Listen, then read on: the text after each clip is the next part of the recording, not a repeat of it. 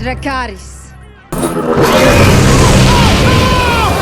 Selamat datang kembali di channel Lelah Nonton. Yang kali ini kita bakal ngebahas serial Game of Thrones season ketiga episode 4. Kisah perebutan tahta Iron Throne yang penuh dengan kejutan ini semakin seru di tiap episodenya. Yang belum nonton episode sebelumnya bisa klik link di deskripsi. Oke, langsung saja tanpa basa-basi kita mulai alur ceritanya.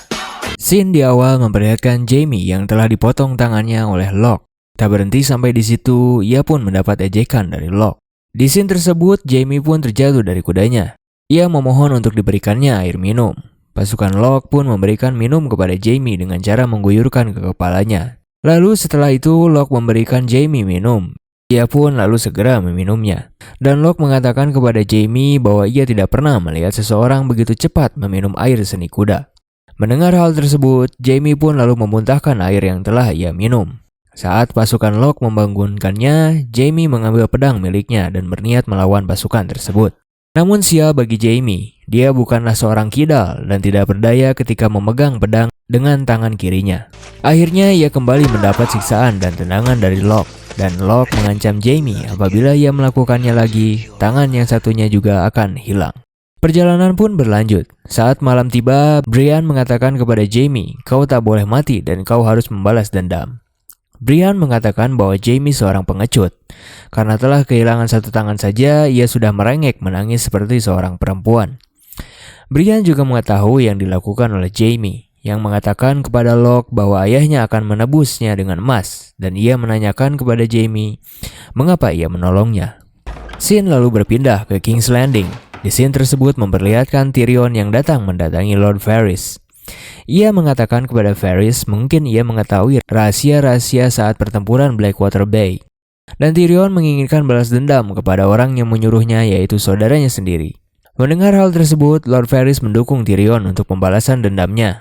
Ia menceritakan kisahnya dahulu ketika ia dikebiri oleh seorang penyihir.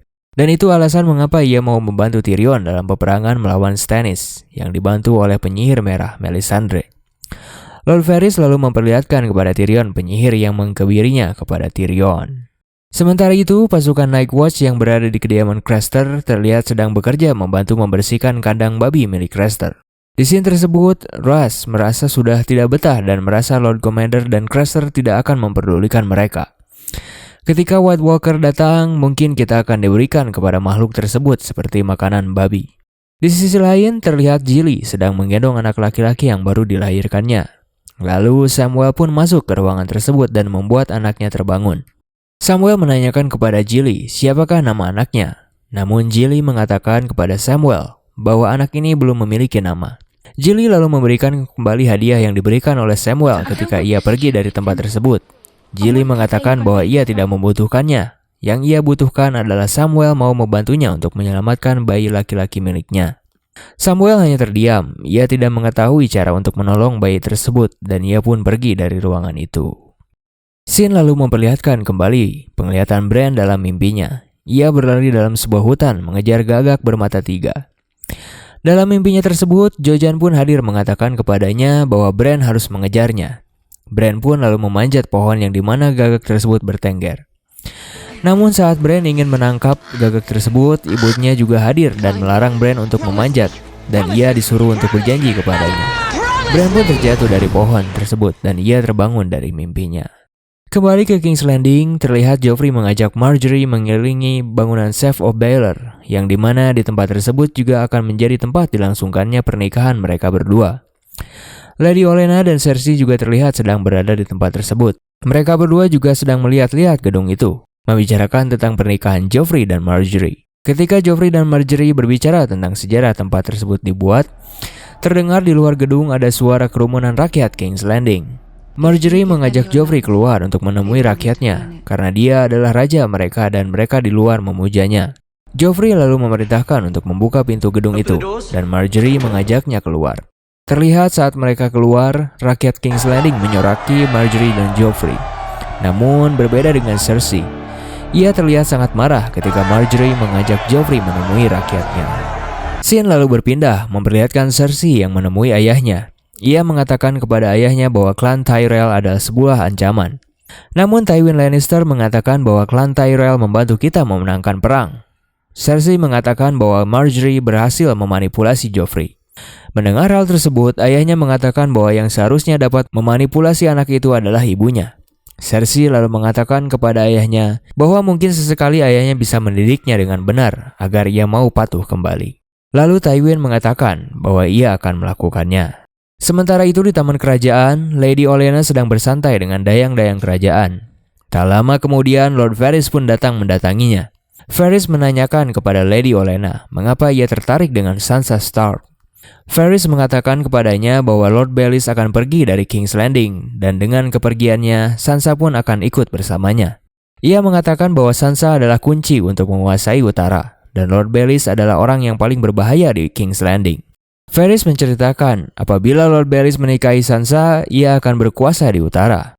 Varys mengatakan demikian kepada Lady Olenna, mungkin ia memiliki sebuah solusi untuk mencegah hal tersebut terjadi. Di sisi lain terlihat Sansa sedang berdoa di sebuah tempat di King's Landing. Tak lama kemudian Marjorie pun datang menghampirinya. Ia mengajak Sansa berjalan sambil berbicara tentang keluarganya. Terlihat mereka berdua begitu akrab satu sama lain.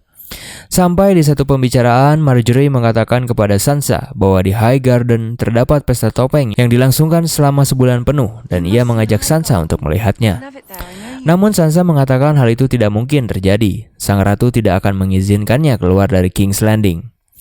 Marjorie mengatakan bahwa setelah ia menikah dengan Joffrey, ialah yang akan menjadi ratunya. Dan apabila Sansa menikahi Ser Loras, ia akan tinggal di High Garden bersamanya. Kembali kepada kisah Theon, ia kembali berjalan bersama seseorang yang menyelamatkannya.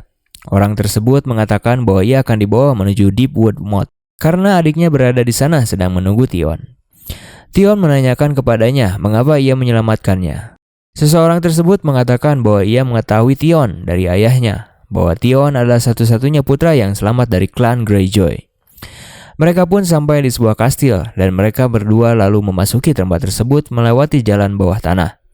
Saat mereka berjalan, Theon mengatakan bahwa sebenarnya ia menyesal dengan yang diperbuatnya dan Ned Stark adalah ayah yang sebenarnya. Dan Theon merasa sudah membuat semua keadaan berantakan. Mereka pun lalu masuk ke kastil tersebut. Dan saat Theon masuk, ia masih tidak menemukan Yara adiknya. Ternyata orang tersebut membawa Theon kembali ke tempat penyiksaan semula. Dan ternyata orang tersebut adalah Ramsay Snow yang berpura-pura menolong Theon untuk mempermainkannya. Scene lalu berpindah kembali memperlihatkan pasukan Night Watch yang berada di kediaman Craster. Di scene tersebut memperlihatkan prosesi pemakaman salah satu anggota Night Watch yang tewas akibat kelaparan. Di tempat Craster mereka hanya diberikan sedikit makanan dan kebanyakan berada di luar kedinginan. Russ mengatakan bahwa ia tidak menerima hal ini terjadi dan menuduh bahwa Craster menyembunyikan makanan dari mereka. Para anggota Night Watch pun masuk kembali ke dalam. Craster menanyakan kepada Ser Jeor kapan ia akan meninggalkan tempatnya. Ser Jeor mengatakan bahwa ia akan pergi setelah anggotanya yang sekarat sehat kembali dan kuat untuk melanjutkan perjalanan. Craster lalu mengatakan mengapa engkau tidak memotong lehernya agar perjalanan cepat kembali berlanjut. Tiba-tiba ada seorang anggota Night Watch yang menyela obrolan mereka berdua. Ia tiba-tiba masuk dan mengatakan bahwa di luar dingin dan tak ada makanan. Craster mengatakan kepadanya bahwa ia telah memberikannya makanan. Namun ia mengatakan kepada Craster ia lebih baik makan makanan yang disembunyikan oleh Craster. Perdebatan pun terjadi dengan para anggota Night Watch. Craster pun tidak terima dengan perlakuan Night Watch dan mengusir para Night Watch dari tempatnya. Namun anggota Night Watch tersebut terus saja berbicara dan perkelahian pun tidak bisa dihindarkan. Craster pun tewas oleh anggota Night Watch tersebut dan Ser Jeor ditusuk oleh Russ dan ia pun tewas. Perkelahian antar Night Watch pun terjadi. Mereka saling berkelahi akibat kelaparan yang dirasakan oleh pasukan tersebut. Namun berbeda dengan Samwell, ia memilih untuk pergi ke tempat Gilly dan mengajaknya untuk kabur dari tempat tersebut. Scene lalu berpindah memperlihatkan pasukan Brotherhood Without Banner yang sampai di markas mereka. Markas tersebut berada di tengah hutan dan di dalam gua. Mereka lalu membawa Sandor Clegane masuk ke dalam. Ia dibawa untuk menghadap pimpinan pasukan tersebut dan pasukan itu bernama Beric dan Darion. Ia mengatakan bahwa ia diperintah oleh Ned Stark untuk mengeksekusi saudaranya The Mountain atas nama Raja Robert. Sandor ditangkap untuk diadili atas kejahatan dan pembunuhan yang telah dilakukannya. Namun Sandor mengelak tuduhan tersebut. Ia merasa tidak melakukan kejahatan dan pembunuhan dan ia menolak dipanggil sebagai pembunuh. Beric mengatakan bahwa ia harus tetap diadili dan Lord of Light akan menentukan Xander bersalah atau tidak dengan melakukan pertarungan dengannya. Apabila Xander menang melawannya, maka ia terbebas dari tuduhan pembunuhan. Kembali ke kisah Daenerys, terlihat Daenerys membawa naganya untuk ditukarkan dengan semua tentara Unsullied. Setelah memberikan naganya kepada Kraznys, ia lalu mengatakan kepada semua pasukan Unsullied untuk membunuh semua penguasa yang memegang cambuk dan tentara yang melindungi mereka. Ia lalu memerintahkan kepada naganya untuk membakar Kraznys. Pertempuran antara tentara penguasa Astapor pun tidak bisa dihindarkan, dan akhirnya semua penguasa di Astapor tewas. Setelah itu, ia berjalan dengan menggunakan kuda di antara para tentara Unsullied. Ia mengatakan bahwa semua tentara Unsullied telah bebas hari ini dan bisa pergi bila ia menginginkannya, atau mereka akan pergi bersamanya sebagai orang bebas untuk pergi berperang bersamanya. Lalu scene memperlihatkan 8.000 pasukan Unsullied pun akhirnya pergi berbaris bersama Daenerys, melanjutkan perjalanannya menuju Westeros dan 3 naga yang dimilikinya. Berakhir sudah episode keempat season ketiga dari serial Game of Thrones ini. Ikuti terus kisah selanjutnya. Jangan lupa untuk subscribe, like, and comment. Tetap di channel Lelah Nonton.